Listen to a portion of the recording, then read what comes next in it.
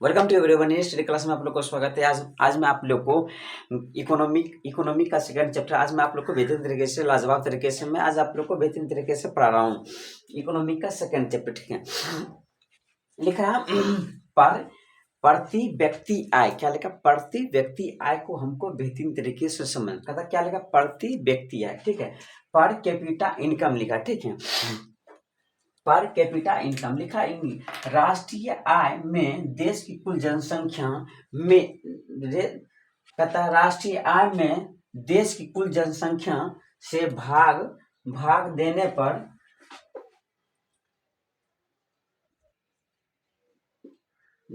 पर जो भागफल आता है उसे हम क्या कहते हैं? प्रति व्यक्ति आय कहते हैं। हम उसको समझते हैं, ठीक है। जैसे मान लीजिए मेरे घर में मान लीजिए 2 व्यक्ति है कमाने वाला। कितने व्यक्ति हैं? वो पर मंथ इकाई दहाई सैकड़ा हजार 10,000 लाख, मान लीजिए 50 इकाई दहाई सैकड़ा हजार 10,000, कितना का 50,000 पर मंथ कमाता। कितने महीने कमाता? पर मंथ कमाता मेरे घर में। लेकिन सदस्य कितने हैं? टोटल सदस्य हैं, कुल सदस्य। क्या कहता? कुल सदस्य। मतलब हम समझाने के लिए बता रहे कि मेरे घर में 10 सदस्य हैं, ठीक है। लेकिन कमाने वाले कितने व्यक्ति हैं? आय मतलब होता है रुपया। तो कमाने वाले मात्र मेरे घर में 2 व्यक्ति हैं। वो पर मंथ 2 व्यक्ति मिलके 50,000 कमाते हैं, लेकिन कमाते हैं। लेकिन मेरे घर में कितने व्यक्ति हैं? 10 व्यक्ति हैं। इसको हम 10 से क्या कहता है? राष्ट्रीय आय में देश की कुल जनसंख्या से भाग देने पर जो भागफल आता है उसे प्रति व्यक्ति। बोले हम ये कहने का तात्पर्य ये है कि आपके घर में 2 या 3 व्यक्ति घर में कमाने, वो पर मंथ 50,000 कमाते हैं। लेकिन आपके घर के सदस्य में जो होते हैं लगभग आपके 10 आदमी हैं, जो बच्चे छोटे बड़े जो भी हो कमाने लायक नहीं है, लेकिन वो भी उनकी गिनती में आएगा। लेकिन आपके सदस्य कितने हैं? 10। लेकिन कमाने वाले कितने सदस्य? मात्र 2। जो टोटल जो है आदमी उसको हम क्या दे दिए? नीचे दे दिए, ठीक है। इसको 1 0 काट दिए। लेकिन मेरा इनकम कितना बचा? 5,000 बचे। कितना बचा? ये 5,000 जो है ये 10 व्यक्ति का होगा। किसको व्यक्ति को होगा? 5,000 छोटका को भी मिलेगा, 5,000 बड़का को भी। मतलब जितने भी घर का सदस्य हुआ, मतलब टोटल जो नहीं कम, इसके कहने का तात्पर्य ये है जो नहीं कमा रहा है उसको भी गिना जाएगा, क्योंकि घर का सदस्य है वो, ठीक है।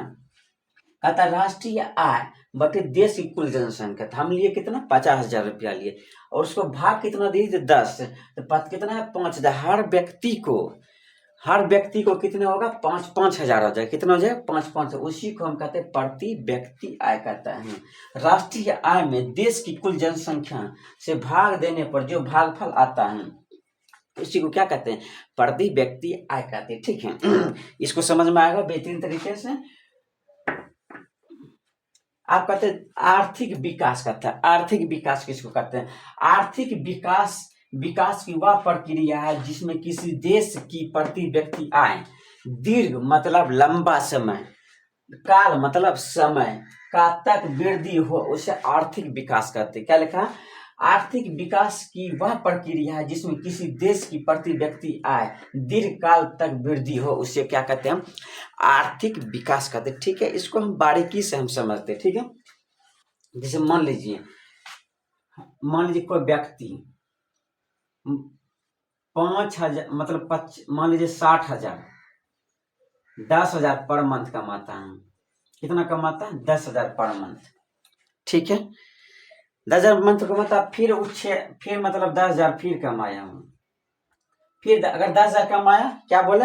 10,000 कमाया, फिर 11,000 कमाया। कितना कमाया? 11,000। फिर कितना कमाया? 12,000। फिर कितना खाया?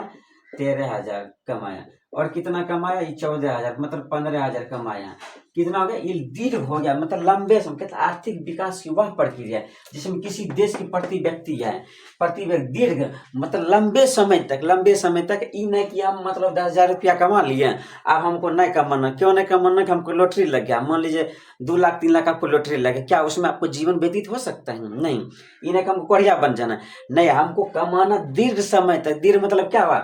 आप अगर कंटिन्यू नहीं कमाएंगे तो आप आर्थिक विकास में नहीं आ सकते। क्या कहता? आर्थिक विकास की वह प्रक्रिया जिसमें किसी देश की प्रति व्यक्ति आय दीर्घ काल तक वृद्धि हो।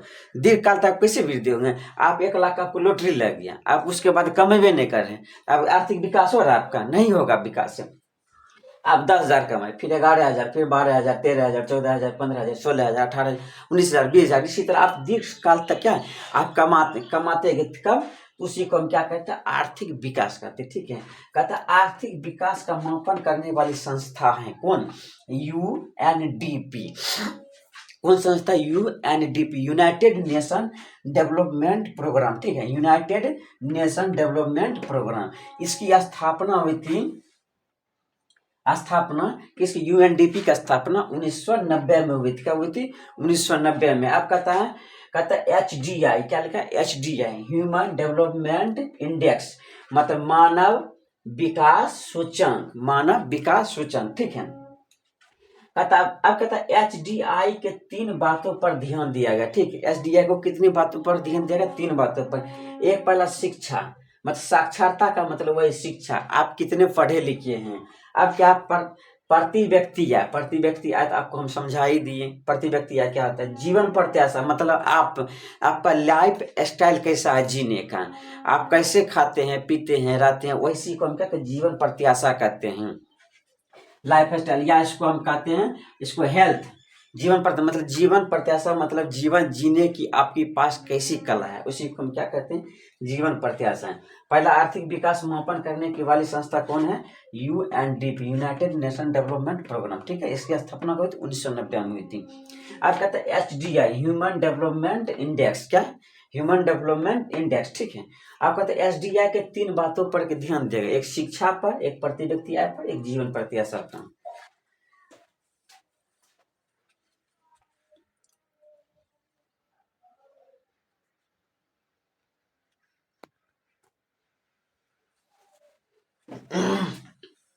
अब समझते हैं राष्ट्रीय विकास परिषद क्या? राष्ट्रीय विकास परिषद क्या? इसकी स्थापना ऑब्जेक्टिव में ये पूछा गया सबसे पहले, राष्ट्रीय विकास परिषद की स्थापना कब? 6 अगस्त 1952 में हुई थी। इसका ये भी पूछेगा राष्ट्रीय विकास परिषद के अध्यक्ष कौन होते? प्रधानमंत्री होती। क्या? 2 ऑब्जेक्टिव से डील हो गया। तथा इसके सभी राज्यों में मुख्यमंत्री तथा योजना आयोग के सदस्य रहते हैं। क्या रहते हैं? सदस्य रहते हैं। या 5 वर्षीय योजना के अनुमोदन करता है, यह राष्ट्रीय विकास परिषद का अलग। सबसे पहले आपको स्थापना पूछ देगा ऑब्जेक्टिव में। इसकी स्थापना कब हुआ था?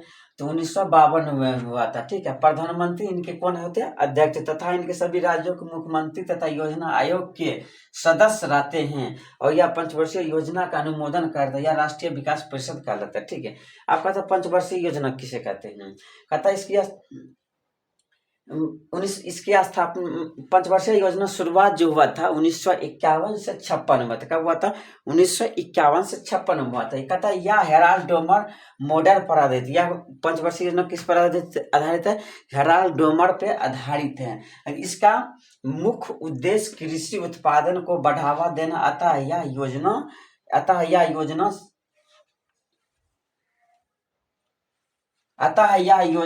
सफल योजना थी। ठीक है, कहता 5 वर्षीय योजना कब हुआ था? ये पूछेगा ऑब्जेक्टिव में आपको कि 1951 से 56 में हुआ था। या किसने किया था? हेराल्ड डोमर मॉडल पर। या किस पे आधारित है? हेराल्ड डोमर मॉडल पे आधारित है। इसका मुख्य उद्देश्य क्या है?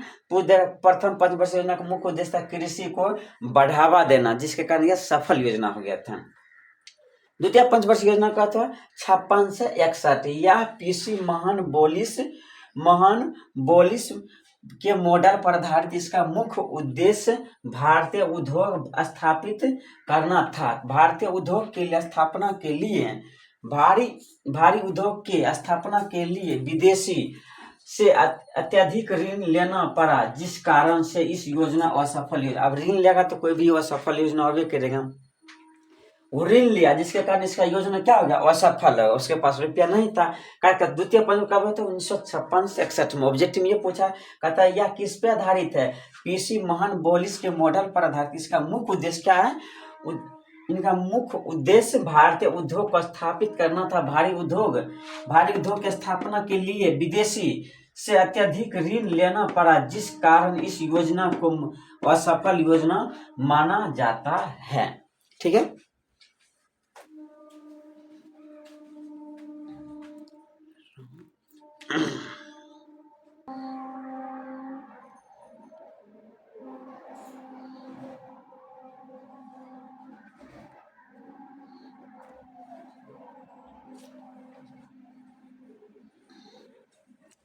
आप कहता तीसरी पंचवर्षीय योजना समझते हैं। कहता 1961 से 66 में होता, कब हुआ था? 1961 से 66 में।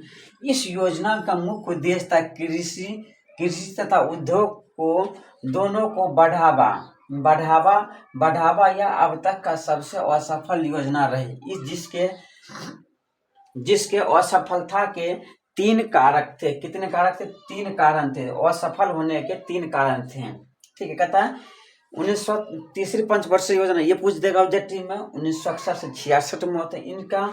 इस योजना का मुख्य उद्देश्य कृषि तथा उद्योग के दोनों को बढ़ावा या अब तक का सबसे असफल योजना रही, जिसके कारण असफलता के 3 कारण। 1962 में चीन युद्ध हुआ था, 1965 में पाकिस्तान से युद्ध हुआ था, और तीसरा कारण ये था कि 1965 में भीषण सूखा और लाल बहादुर शास्त्री के नारा दिया और जय जवान जय किसान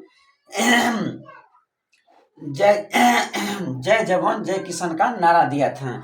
ठीक है, ये तीसरी पंचवर्षीय योजना। आप उन्हीं पे हैं, एक हरित क्रांति है, उनको समझते हैं। कहते यह तीसरी पंचवर्षीय योजना के अंतिम समय में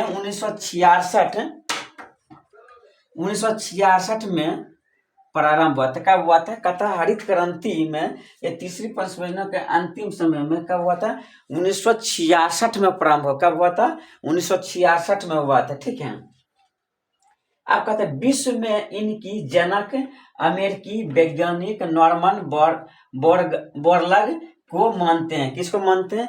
विश्व में इनकी जनक अमेरिकी वैज्ञानिक नॉर्मन बोरलग को मानते हैं। ठीक है, भारत में हरित क्रांति के जनक स्वामीनाथन कौन है?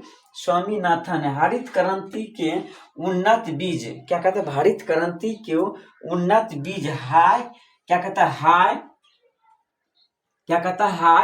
हैलिड वैरायटी के प्रयोग को बढ़ावा दिया गया। क्या कहते हैं? बढ़ावा दिया। कहता हरित क्रांति का केंद्र यूपी के शामली में थी। ठीक है, हरित क्रांति का सर्वाधिक लाभ कहाँ में मिला था? हरित क्रांति का सर्वाधिक लाभ पंजाब में मिला था। ठीक है, कहता हरित क्रांति का केंद्र कहाँ में? यूपी उत्तर प्रदेश के शामली में थी। ठीक है, कहता हरित क्रांति में उन्नत बीज कौन है? हाई हेलिड क्या कहता है? हाई हेलिड वैरायटी को क्या दिया? ये बढ़ावा दिया। कब हुआ था? 1966 में। क्या हुआ था? 1966। अब ये कहता है विश्व में इनकी जनक कौन है? अमेरिकी वैज्ञानिक नॉर्मन बोरलग को मानते हैं। भारत में हरित क्रांति के जनक कौन है? स्वामीनाथन। भारत हरित क्रांति के उन्नत बीज हाई हेलिड वैरायटी को बढ़ावा दिया गया। ठीक है, जो हरित क्रांति है।